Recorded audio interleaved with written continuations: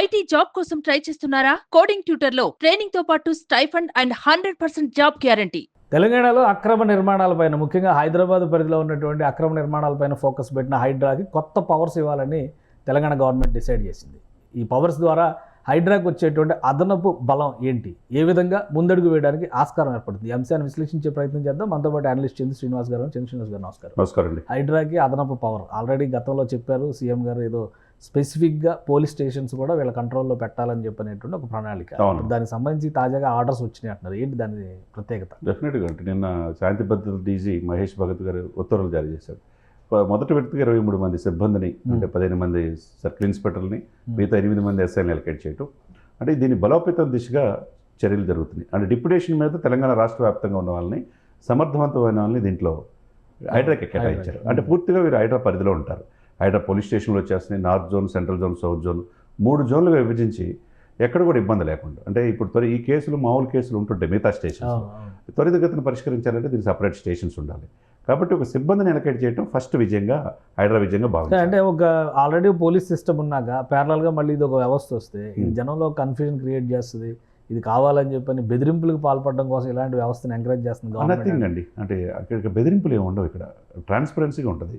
ఆ హైడ్రా పరిధిలో ఆ కేసులు ఎవరైతే ఈ చెరువులు ఆక్రమించారో, నాలాలు ఆక్రమించారో, ఈ పర్యావరణానికి దీనికి ఇబ్బంది కలిగిస్తుంది. అంటే ఎలాంటి వాళ్ళు ఈ కొత్త వ్యవస్థలో పోలీస్ స్టేషన్స్ని అప్రోచ్ కావాలి, ఏ సమస్యల మీద అప్రోచ్? ఓన్లీ ఈ బఫర్ జోన్లు లేకపోతే FTL పరిధిలో ఉండి చాలా పెద్ద కన్ఫ్యూజన్లో ఉండి చెరువుల ఆక్రమణ కేసులు డెఫినెట్గా ఆ పరిధిలో కంప్లైంట్ ఇవ్వచ్చు.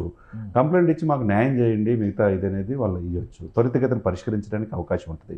దాంట్లో north zone, central zone, south zone ఒకటి IPS స్థాయి అధికారులు వేస్తున్నారు. ఈ 3 జోన్లు కలిసి పర్యవేక్షించడానికి ఈ సుపీరియర్గా రంగనాథ్ గారు ఉంటారు. కాబట్టి ఇక్కడ ఏంటంటే వర్క్ డిస్ట్రిబ్యూషన్ ఎలకేట్ చేసినప్పుడు ఈ హైడ్రా అనే వ్యవస్థని బలోపేతం దిశగా వెళ్తే కనుక డెఫినెట్గా మంచి రోజులు ఉంటాయనే భావన ప్రజల్లో కలిగే అవకాశం ఉంది. ఎందుకంటే చెరువు కట్టు, ఇప్పుడు తమ్మిడిగుంట చెరువు ఉంది, నాగార్జున గారు ఆక్రమించింది. అది 3 ఎకరాల 30 గుంటలో.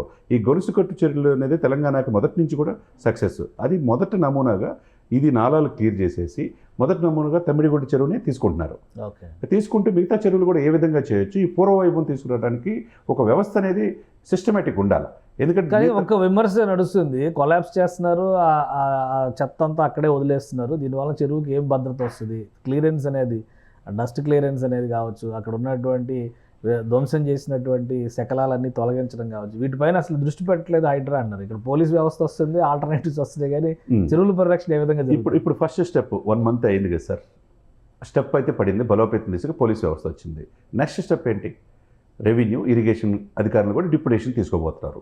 వాళ్ళు వచ్చినప్పుడు డెఫినెట్గా మీరు అన్నట్టుగా ఇదేదైతే డిమాలిష్ చేశారో దాన్ని తీసేసి ఎవరికి ఇబ్బంది లేకుండా చేసే అవకాశం ఉంటుంది. అది కూడా 2-3 రోజుల్లోనే జీవో శాంతికుమార్ గారు ఆ 2 ఇరిగేషన్ అండ్ మిగతా శాఖలకు కూడా జీవో పాస్ చేశారు. హైడ్రాకి ప్రత్యేక సిబ్బందిని ఇవ్వమని.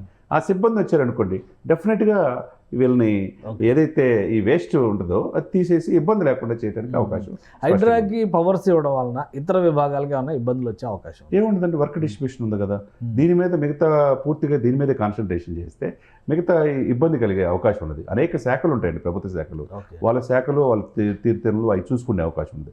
ఇది పర్టికులర్గా దీనికి చెరువుల పరిరక్షణ పైన, ఈ చెరువులు, నాలాలు పరిరక్షణ, పార్కుల పరిరక్షణ, ఈ పర్యావరణం కాపాడే భాగంలో మొదటి నుంచి ఉన్న ఏంటి, దీని యొక్క పరిధి ఏంటి, దీని యొక్క విస్తీర్ణం ఏంటి, దీనికి ఒక ఎకడమిక్, ఇప్పుడు పోలీస్ స్టేషను ఉందనుకోండి, ఇక చట్టబద్ధత, ఒక జనంలో ఒకమైన ఇది ధైర్యం వచ్చే అవకాశం ఉంది. మిగతా శాఖలు కూడా సమన్వయం చేసుకుంటూ వెళ్తే డెఫినెట్గా వీలైనంత వేగంగా కేసుల పరిష్కారం అనేది ఈ హైడ్రా పోలీస్ స్టేషన్ ద్వారా జరుగుతుంది. డెఫినెట్గా పరిష్కారం అయ్యే అవకాశం స్పష్టంగా ఉందన్నమాట. రైట్.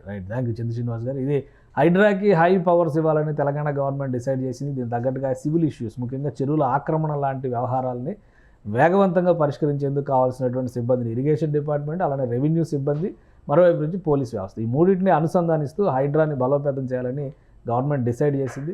రాబోయేటువంటి రోజుల్లో ఆక్రమణలపైన ఉక్కుపాదం తప్పదనేటువంటి సంకేతాలు దీంతో స్పష్టంగా కనిపిస్తున్నాయని చంద్ర శ్రీనివాస్ గారు చెప్తున్నారు. ఇది special discussion. Keep watching. Suman టీవీలో మీ పర్సనల్ అండ్ బిజినెస్ ప్రమోషన్స్ కోసం కింది నెంబర్కి కాంటాక్ట్ చేయండి.